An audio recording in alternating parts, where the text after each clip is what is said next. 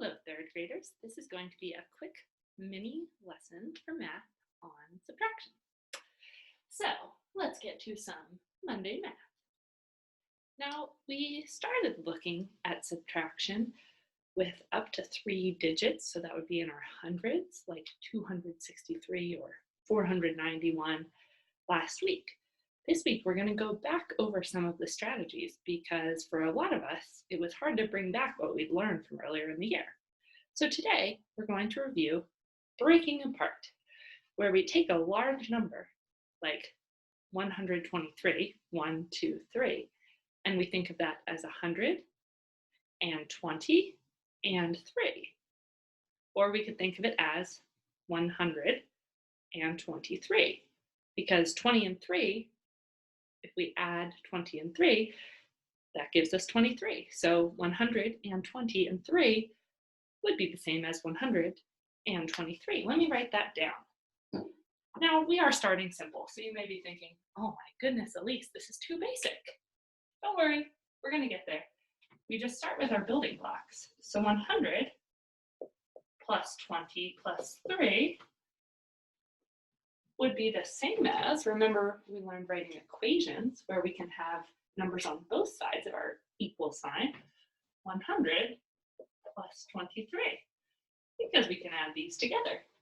Now, we're going to use that, what we just learned and what we remember about breaking numbers apart for some subtraction. So, let's start, actually I won't erase it, let's start in a different color. And our first problem, let's say, is 114 minus 9. Now, think for a second in your head, how might you approach that problem? Today we're going to talk about breaking apart, but you might have different strategies that you might use. Would you count back? Say 114, okay, 113, 112, 111, 110, 109, 108, 107, 106, 105. That was 9 that I took away. So I got 105 counting back. But if this number were bigger, what if it were minus 80? I probably wouldn't want to sit there and count 80 fingers up. I would run out of fingers, first of all. So what could I do? Well, mathematicians, I've planned this, but you might notice a lot of us like to say, okay, well, I'll just take my ones, so 4 minus 9. But can we take, if we have $4, can we take $9 away from that? No, I don't have enough dollars. I don't have enough in 4 to take away 9. So then what could I do?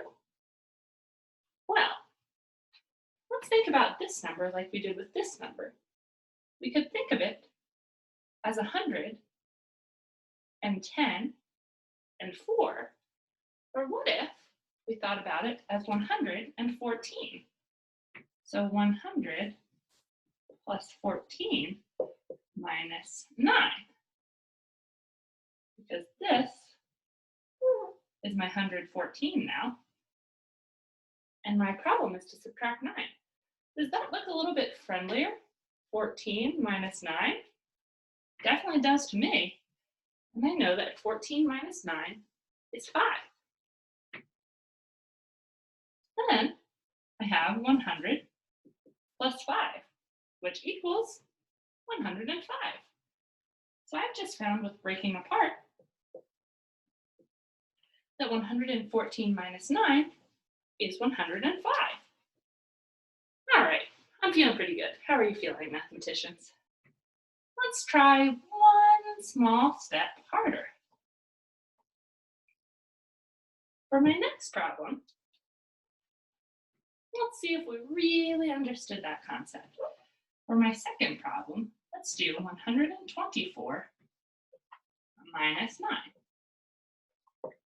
Again, I could count back on my fingers, right? Or I could get some counters, but it's going to take me a while to count out 124 squares, or 124, anything for that matter. So, would this be equal to? I'm going to break this apart, this number. I'm going to break it apart like I had $124. I could also say I had $100 and $24. Now, I'm breaking it apart because can I just take 9 away from 4? Can I just start right in with my ones digits, taking 9 away from 4? No, I can't, just like in my last problem. So I've broken apart my 100 into 100 plus 24. And then I still need to subtract 9. So what would 24 minus 9 give me? That feels like a lot friendlier if I need to count backwards or if I can do my mental math. So maybe I'll even take 4 away first. Maybe I'll think of this as 4 and 5. So if I take my 24 and minus 4, what would I have? Yeah, 20. And then if I take away my other 5, 15. So 24 minus 9 equals 15. And then I still have this 100 because I pulled it to the side. I was saying I have 124, but I'm just going to take 9 away from my 24. That gave me 15, but I still have my 100. So I put those back together, and I get 115. All right, give yourself a yes if you figured that out, if that's making sense. Now, mathematicians, I think you're ready for my challenge problem. We're going to tackle it all together, but I have a doozy. My next problem, because I know you mathematicians like a challenge. Number 3, our third and final problem together, is 431 minus 263. What does that equal? All right, take a second to think about that. And while you're thinking, Olive is going to say hello. She was sleeping, but I figured she should get in on the math lesson. All right, Olive, how would we take 263, let's say dog bones, away from 431 dog bones? So we have 431, and then you eat 263.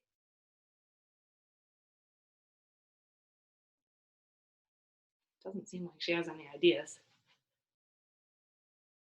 I should solve it. Okay, Olive, well, I'll put you back for your nap. Olive never made it all the way through 3rd grade. She's only 2.